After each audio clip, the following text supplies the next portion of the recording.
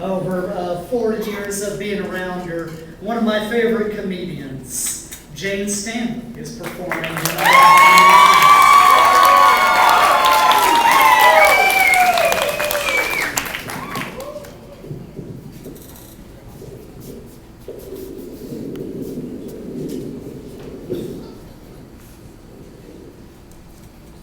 Good evening, ladies and gentlemen. My name is Jane Stanley, and I will be performing stand-up comedy for you this evening, for the last time as a Middleburg High School student.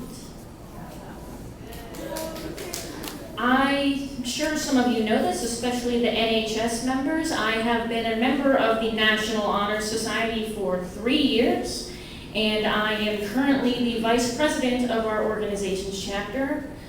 I'll never forget my campaign speech. Vote Jane Stanley. No one else is running.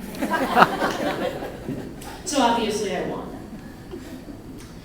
You know, I've taken a lot of AP classes to get where I am today. And I think all these smart classes have taught me 3 things. Number 1, procrastination is a beautiful thing. Number 2, it's not bribery if you don't call it bribery. And number 3, smart people have difficulty functioning on a basic human level. Oh, we can derive a function using the quotient rule and the power rule and all the other rules. We can tell you the 10 Chinese dynasties in chronological order. Basic math, no. Jane, could you please derive 4x cubed for me? Why, of course, non-specific math teacher, I can. The answer is 12x squared. Very good, Jane. Now, can you please add 4 plus 4 for me? 12. 12. Jane, you're the reason I drink. It's a non-specific math teacher. Although I do like math, I think my favorite subjects throughout high school have been history. Nerd alert! And even though you guys might not care, I'm the one on the stage, so I'm going to tell you some interesting historical facts. Yes! This is Jane Stanley's wonderful world of history! We begin in ancient Babylon, the land of milk, honey, and terrifying law codes. Yes, the Code of Hammurabi, ladies and gentlemen, was the first written code of laws in the world. Provisions included the famous eye for an eye, tooth for a tooth, and if you disrespect your parents, you gon' die. But my favorite law from the Code of Hammurabi is probably this. If a man accuses another man of putting a death spell on him, that man shall be put to death. Seems like a really, really good way to get rid of your enemies. Hammurabi, Jim put a death spell on me. Could you kill him? Now, how do you know he put a death spell on you if you're still alive? I got better. We now move to ancient Egypt, and to my favorite Egyptian pharaoh, Akhenaten. Akhenaten was a real industrious guy. At the age of 24, he moved the capital of Egypt hundreds of miles away to Tel Amarna, which is in the middle of the desert. And when asked why he moved the capital so far away, he gave pretty much the best excuse anyone could ever give. The sun told me to. Imagine if this excuse still worked today. Sweetie, I may have made out with your sister a few times, but the sun told me to, so I had to. You're welcome. It's also important to note that Akhenaten was married to the lovely Nefertiti, that was her actual name. This isn't actually relevant, I've just always wanted to say the syllables TT on a high school stage. And finally, we move to Rome and to the Roman Emperor Caligula. Rome had a lot of great emperors.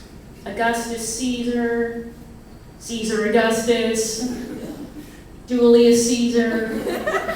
You can almost call the mix Caesar salad of rulers. But anyway, back to Caligula. Caligula was really, really well liked at first. He lowered taxes, he provided entertainment to the masses, and then he appointed his horse to the Senate. Yes, ladies and gentlemen, if you check Roman records, Caligula did appoint his horse to the Senate. Because when you have trouble in Congress, you should probably appoint livestock to it instead of new people.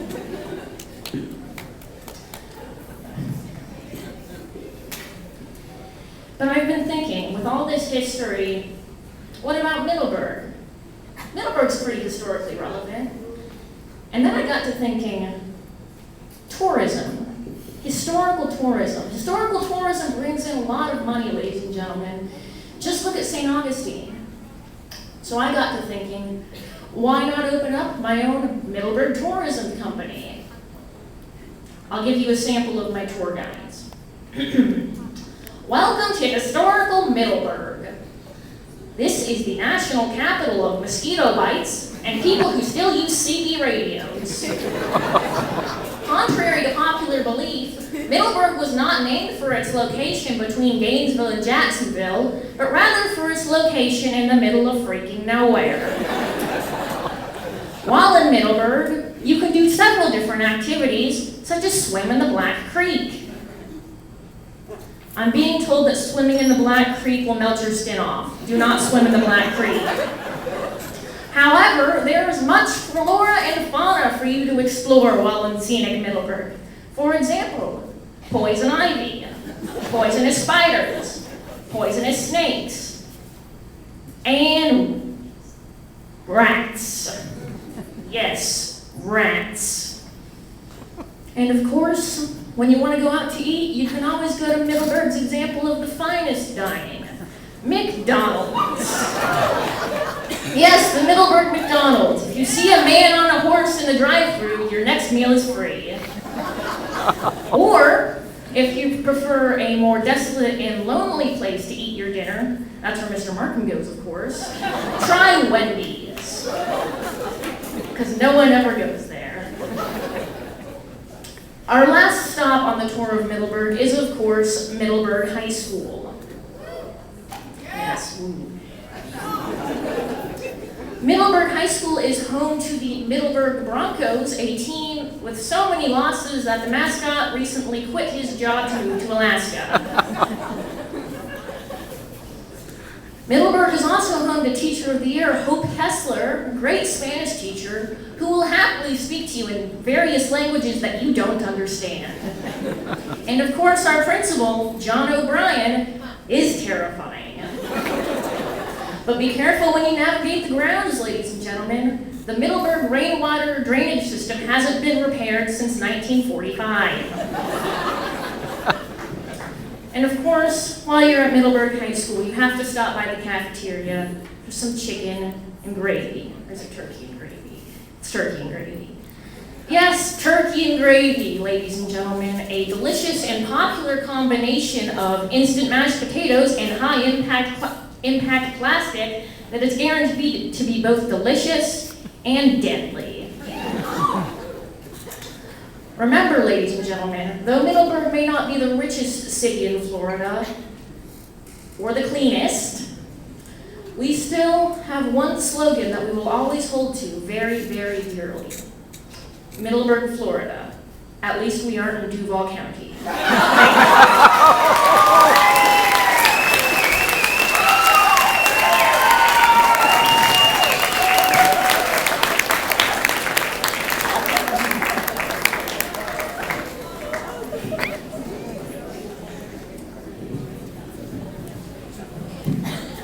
Well, at this point, I'm pretty sure we've insulted everyone. So it's close to time to wrap it up.